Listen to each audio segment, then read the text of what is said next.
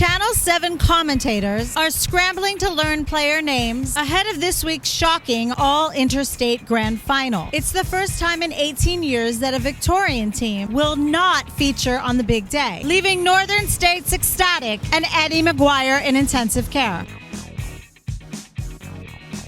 Welcome back to AFL from LA. I'm your host, Cindye. A few things I learned this round. Bruce McAvaney really is special. Brisbane Lions really are the kings of the comeback. And Port Adelaide bombing it onto the head of Charlie Dixon all night with no plan B and conceding 12 goals from turnover in a prelim.